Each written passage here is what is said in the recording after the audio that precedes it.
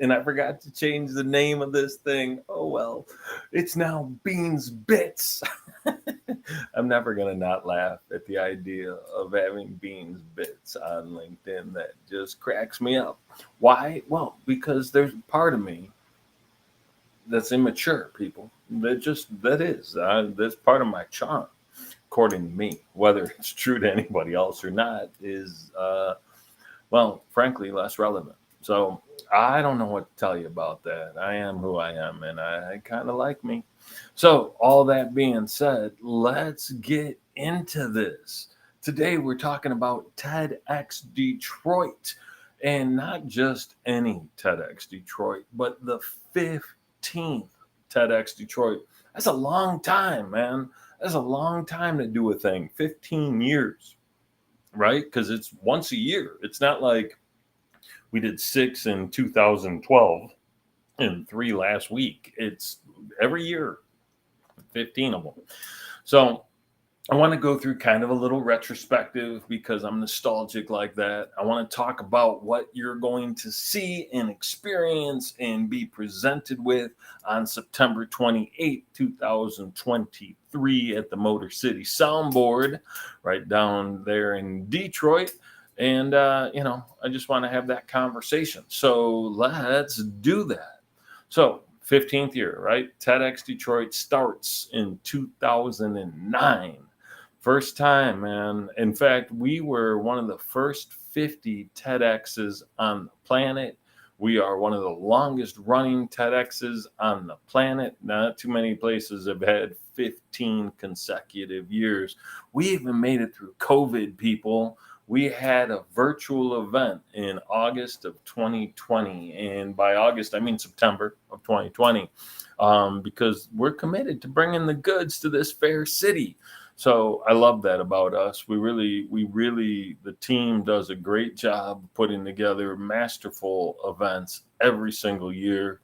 Charlie Wahlberg, who has been the curator and the driving force of this since day one, has curated just some of the best material on TED stages over the years. And it's always fun to see, because we've got this wish list, this want list of people that we want on stage. And we go through the application process and get people who want to be on stage.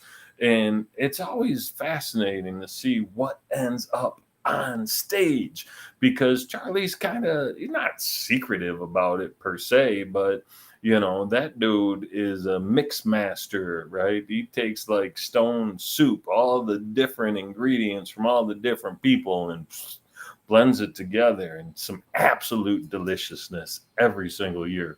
In fact, every year we finish, I say, man, we just set the bar way too high.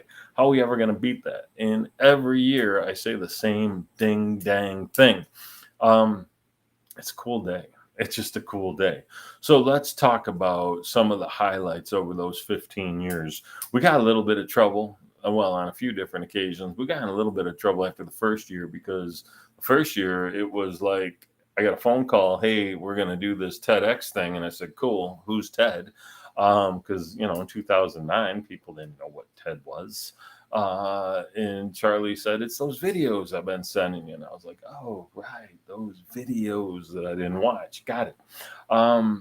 So we're doing this thing, and we didn't have a budget. We didn't have a team. We didn't have a venue. We didn't have any of the things that you would need. We were confident that we'd be able to find speakers. That was going to be the easy part.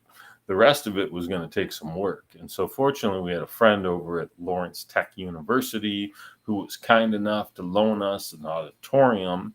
So we hosted the first TEDx Detroit in Southfield, Michigan. It didn't go over as well as it could have. People got a little irritated by that.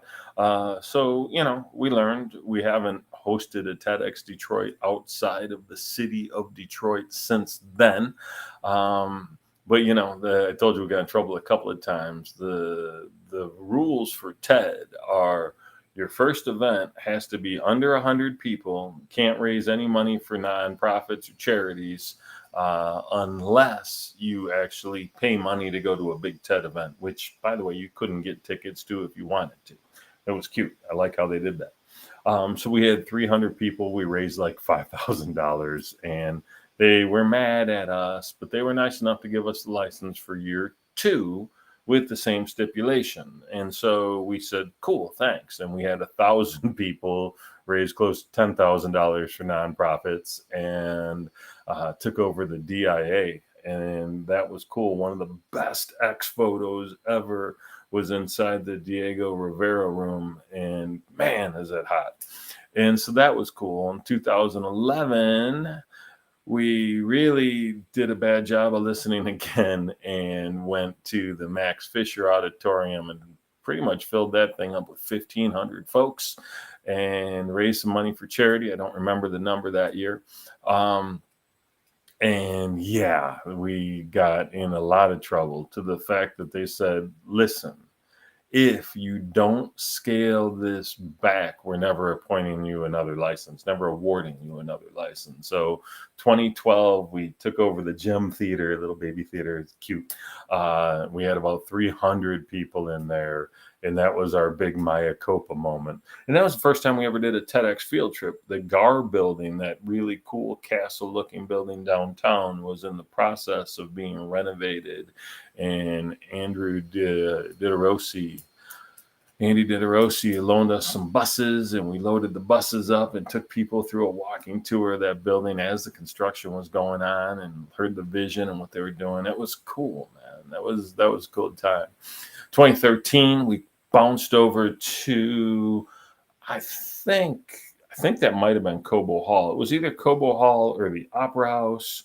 And we had a couple of thousand people there. And one of those years, we went across the street. Well, when we did Detroit Opera House, we had a field day over at Ford Field where we got people on the field and kicking punts and throwing footballs around. It was a gas, man. It was a gas. And so that was cool. And then we did the Cobo Hall thing. We had segways, and we were riding down the river walk, and that was a ton of fun. And then we went to, I think the next year was Fox Theater. Yeah, 15 and 16, we did the Fox Theater, and that was awesome. And 17, we did the Wright Museum because we really wanted to do get into Little Caesars Arena, and we couldn't because the schedules, and it was challenging. And so we went to the Wright Theater. And 17, 18, and 19, we were at the Masonic Temple. And those were two of the biggest events we ever had. We tickled 3,000 people in 18 and had 3,500 in 19. 2020, we went virtual. 2021, we deliberated and debated as to whether or not to host it in person.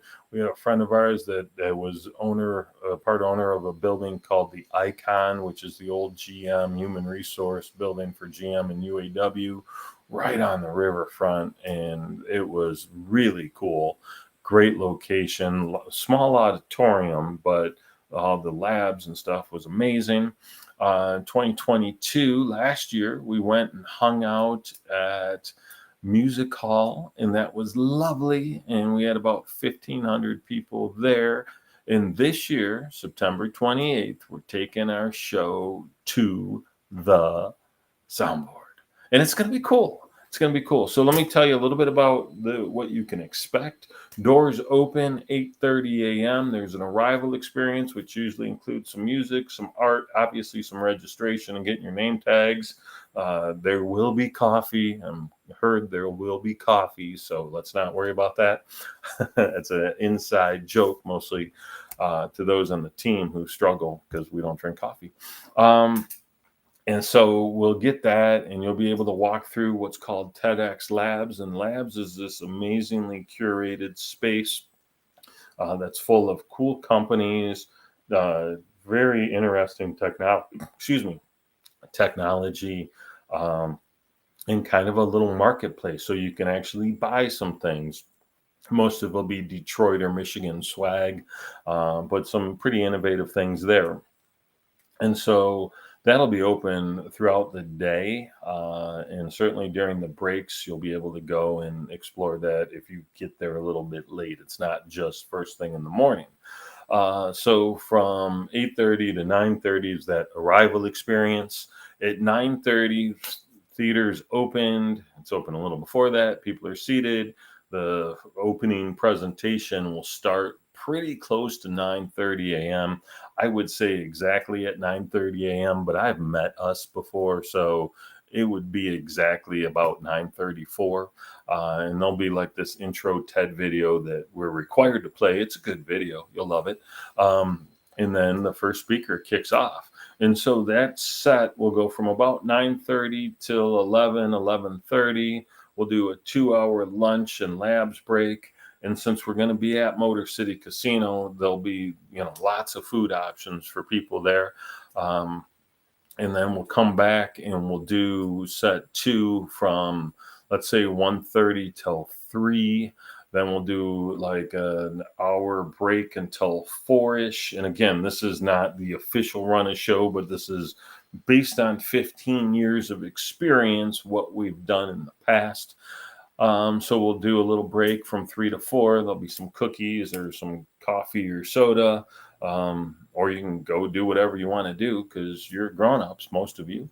And then we'll come back and we'll do the final set. So there'll be 3 sets. And over that course of 3 sets, you'll see amazing presentations. You'll see really cool performances, some dance, some music, some magic, some comedy, probably some spoken word poetry. Again, if history dictates anything. And it's like a roller coaster ride. You'll have ups, you'll laugh uncontrollably. There will be people that will bring you to tears and you will sob uncontrollably, and you'll smile and you'll feel reinvigorated. And there's just all this cool stuff that happens throughout the course of the day. So if we wanted to highlight just a couple of the speakers, you will know that there's a gentleman named Marcus McComan, and I'm not sure if I'm pronouncing his name right, but he's the gentleman that is turning around the ultra luxury Karma Automotive.